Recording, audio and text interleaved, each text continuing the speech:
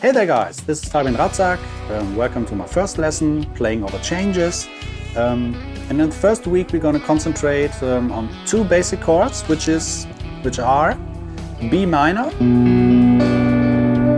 going to E major.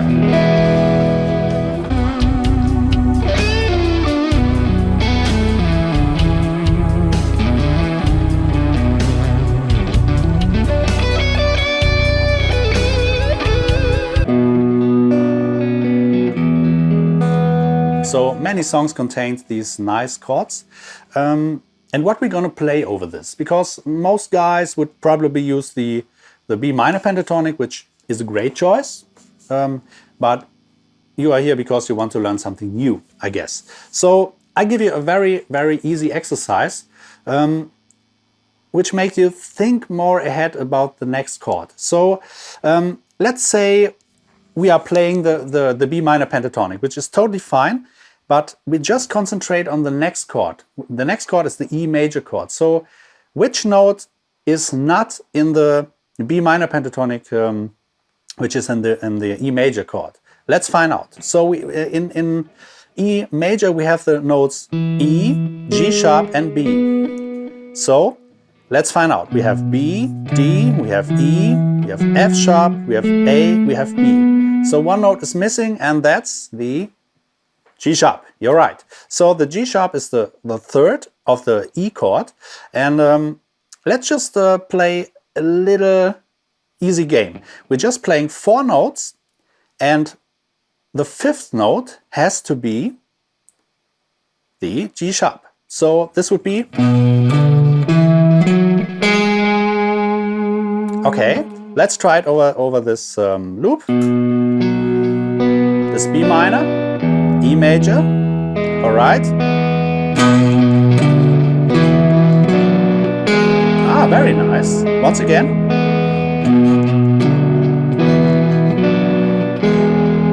One octave higher.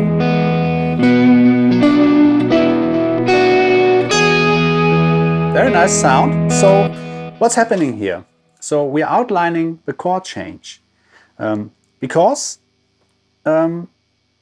you have the E major chord and you're playing the 3rd. This is a very strong resolution and makes it more interesting. Even if you don't play the changes, you can hear the changes. All right? So this would be the first exercise I would like you to try out. So just take the pentatonic, play 4 notes up, and then the 5th note of the next measure has to be the G sharp. That's a very simple exercise.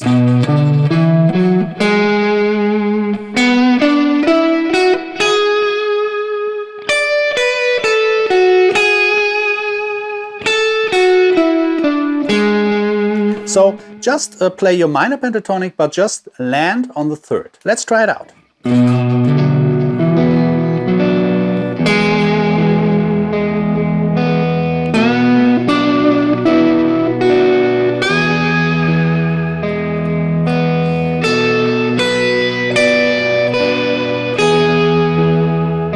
Right? So you already got a nice melodies going on, and you're outlining the changes. That's the most important thing. So this is a concept you can try out, and I would suggest to start on every chord tone, on every scale degree of the pentatonic. Let's say you have the B minor again, and you start from the 3rd. And that's what you hear. Ba, da, da, da, da. Also very nice melody. And now imagine you write everything down, and then you have a couple of nice new fragments where you can build on longer lines. So this would be the first thing I want you to do, is just to begin to become some control over the stuff you're doing, because the next thing you can do, you can play your main pentatonic stuff, but land on the 3rd. Let's try this.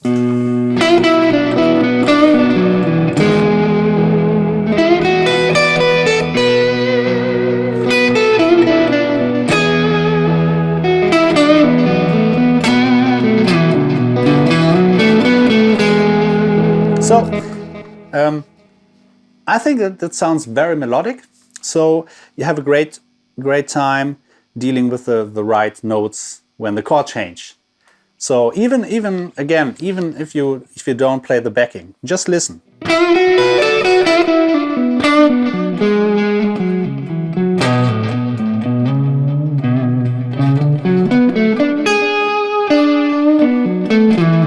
So I was just playing, just filling out the bars, but always landing when there's normally the E major chord. I was thinking in the head, okay, this is B minor, and now it's E major,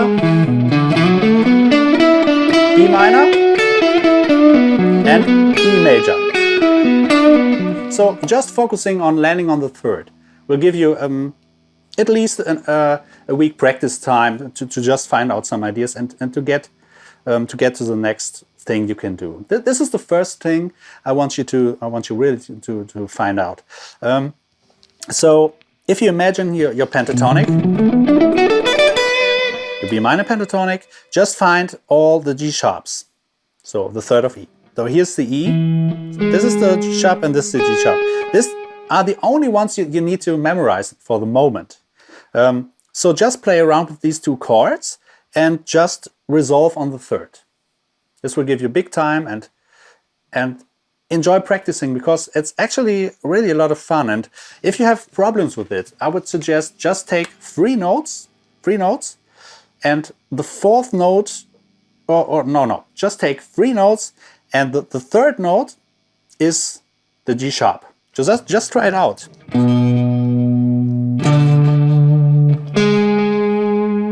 The next set of notes. The next set of chords. All right, and you already can hear. So you begin to hear the third, and that is the main important thing, at least for now. And imagine you're doing with all the other intervals, and your ear is more predictive about what you're doing, and so you're outlining really the changes. So with two chords, it's basically very simple. But now imagine you have 4 or 5 chords.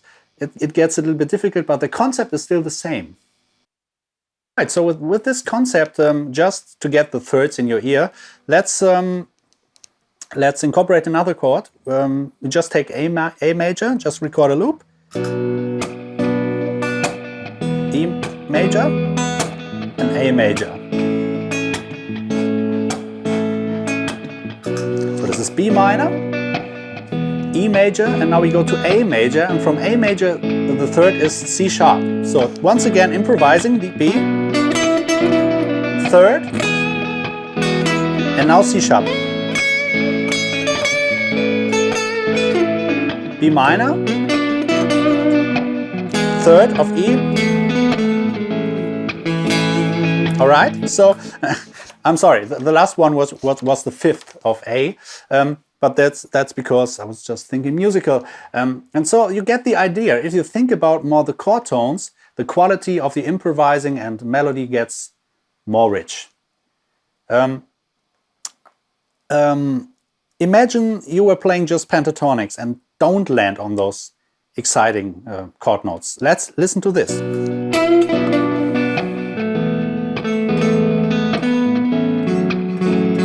You know what I'm talking about? It's not very musical. It's more...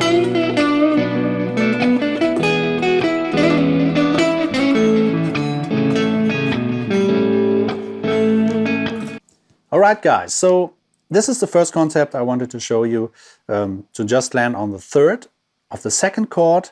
So you can play again your B minor pentatonic, no problem, but when you play over the E, just land on the third and then try to play again the pentatonic to just come up with some fresh ideas. And next week I'm going to show you a few other tricks you can use with the same chord progression, so we can measure where you are. And if you have any questions, just write in the comment section and I'm trying to answer them. And see you next week. Have fun. Thanks for watching. Bye bye.